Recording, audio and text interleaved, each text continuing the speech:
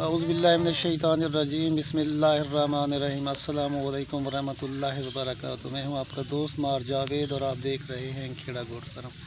प्यारे दोस्तों, एक और वीडियो के साथ आपकी खिदमत में हाजिर हैं।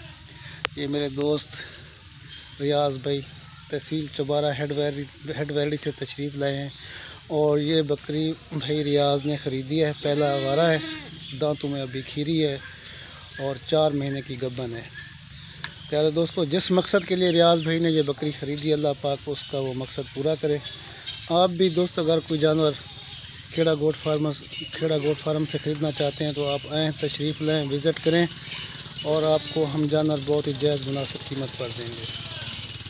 अगर आप नहीं आ सकते तो वीडियो में जानवर पसंद करके पेमेंट कर सकते हैं और जानवर पूरे पाकिस्तान के लिए हम कार्गो करते हैं।